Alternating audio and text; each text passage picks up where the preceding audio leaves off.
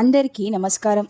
ఈరోజు మీ జీవితంలో అద్భుతం తెచ్చే ఒక ప్రత్యేకమైన పర్వదినం. ఈ పర్వదినం గురించి మాట్లాడుకుందాం. ఈ శ్రావణ మాసంలో వచ్చే సంకటహర చతుర్థి. ఇంతటి విశేషమైన ఈ చతుర్థి అనేది మనకి ఆగస్టు 12వ తేదీన మంగళవారం 3 శుభయోగాలు కలిగి ఏర్పడుతుంది. పవిత్రమైన ఈ రోజున యోగం, రవియోగం, శనియోగం. ఈరోజు గణపతిని పూజిస్తే మీ కోరికలు నెరవేరటమే కాదు, ఇంటి కష్టాలు కూడా తొలగిపోతాయి. ప్రతీ నెల చతుర్థి వస్తుంది, కానీ ఈ శ్రావణ మాస పవిత్రమైనది. ఈరోజు చేసే చిన్న పూజ విధానం కూడా మహా ఫలితాన్ని ఇస్తుంది. శక్తివంతమైన ఈ సంకటహర చతుర్థి మనకు మంగళవారం కలిసి రావడం అత్యంత శుభప్రదాయకం. ఏ విధంగా పూజ ఆచరించాలి, ఎలాంటి నియమాలను పాటించాలి అనేది ఇప్పుడు మనం ఈ వీడియోలో తెలుసుకుందాం. ఈ వీడియోను ఎక్కడ కూడా స్కిప్ చేయకుండా పూర్తిగా చూడండి. అప్పుడే మేము ఏం చెప్తున్నామో మీకు పూర్తిగా అర్థమవుతుంది. ఇక సంకటహర చతుర్థి రోజు ఉదయం తొందరగా లేచి తలంటు స్నానం చేయాలి. ఇంటిని మొత్తం శుభ్రం చేసుకోవాలి. శుభ్రం చేసే నీటిలో కొద్దిగా పసుపు మరియు కల్లు ఉప్పును వేసి అన్ని గదులను శుభ్రం చేసుకోవాలి. ఆ తర్వాత పూజ గదిని అలంకరించండి. పూజ గదిని చక్కగా శుభ్రం చేసుకొని ఆ తర్వాత గణపతికి ఎరుపు పుష్పాలు, గన్నేరు లేదా మందారం పువ్వులు సమర్పించడం అత్యంత శ్రేయస్కరం. అలాగే గణపతికి నువ్వుల నూనెతో దీపారాధన చేయడం చాలా అత్యంత ఫలితాన్ని కలిగిస్తుంది. నువ్వుల నూనెలో 5 వత్తులను వేసి దీపం వెలిగించండి. దీపానికి నమస్కారం చేసుకోండి. మీకున్న కోరిక అనేది, సంకల్పం అనేది చేసుకోండి. అలాగే ఓం గణేశాయ నమః అంటూ ముడుపు కట్టండి. గణేశాయ నమః అంటూ ముడుపు కట్టడం వలన మీ కోరిక త్వరలోనే నెరవేరుతుంది. ఓం గం గణపతయే నమః అనే మంత్రం 108 సార్లు జపించండి. ఇక మీకు తిరిగే ఉండదు. మీరు ఏ పని చేసినా అందులో మీకు విజయం అనేది కలుగుతుంది. అలాగే గణపతికి గరక అంటే చాలా ఇష్టం. ప్రతి ఒక్కరూ గణపతికి గరకమాలను సమర్పిస్తూ ఉంటారు. ఈ అత్యంత శక్తివంతమైన ఈ శ్రావణ మాసంలో వచ్చే ఈ చతుర్థి రోజున ఎవరైతే 21 గరక ఆకులను శుభ్రం చేసి గణపతికి సమర్పిస్తారో వారి కోరిక వెంటనే నెరవేరుతుంది.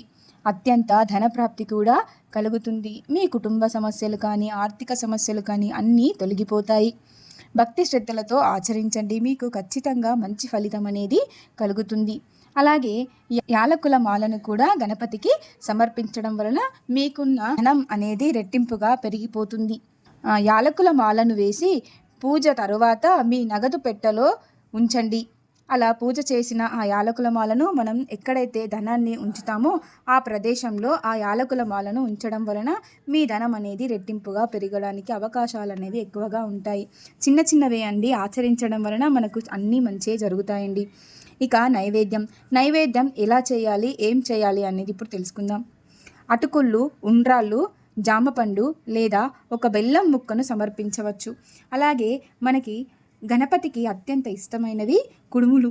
అవి మనం శనగపప్పుతో చేసే కుడుములు అంటే ఆ గణపతికి చాలా ఇష్టం. ఎన్నో రకాలుగా చేసుకోవచ్చు. పల్లీలు, శనగలు ఇవి వేసి, నువ్వులు వేసి కూడా మనం కుడుములను నైవేద్యంగా 21 కుడుములను నైవేద్యంగా సమర్పించవచ్చు. అట్లాగే హారతి ఇచ్చి 3 ప్రదక్షిణలు ఖచ్చితంగా వేసి అక్షంతలను తీసుకుంటూ మనము 3 ప్రదక్షిణలు లేదా 21 ప్రదక్షిణలు చేసుకోవాలి.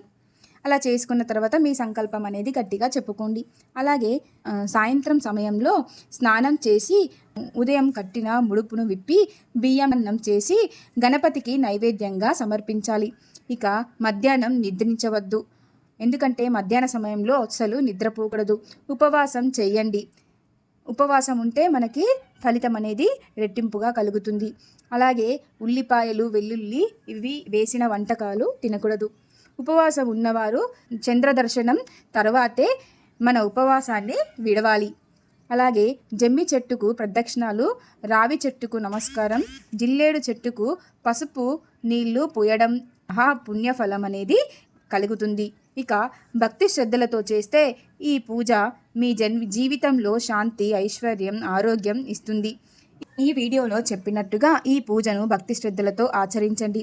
ఇక మీకు అన్నీ మంచి జరుగుతాయి. మీకు జీవితంలో ఉన్న ఎలాంటి సమస్యలు కానీ, కష్టాలు కానీ, ఆర్థిక సమస్యలు కానీ ఇవన్నీ తొలగిపోయి మనకు వినాయకుడి యొక్క బుద్ధి బలం అనేది మనకు ప్రాప్తిస్తుంది.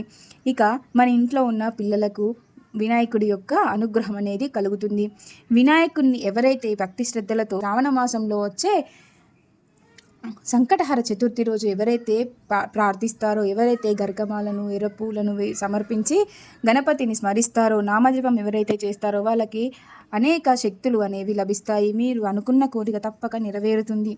ఈ సంకటహర చతుర్థిని ఇది మంగళవారం కలిసి రావడం అత్యంత శుభప్రదం. కాబట్టి ఖచ్చితంగా ఈ పరిహారాలంటూ ఏమిటండి, చిన్న చిన్నవి యాలకుల మాలను సమర్పించి మన ఇంట్లో ఉన్న ధనం ఎక్కడ దాచుకుంటామో అక్కడ పెట్టండి. గణేశుడికి 21 గర్గమాలను సమర్పించండి. చిన్న చిన్నవి చేసుకుంటే మన జీవితంలో ఇక కష్టాలు రావడానికి అవకాశాలే లేకుండా ఉంటుందండి. ఈ వీడియో కనుక నచ్చినట్లయితే లైక్ చేయండి, షేర్ చేయండి, సబ్స్క్రైబ్ చేసుకోవడం మర్చిపోకండి.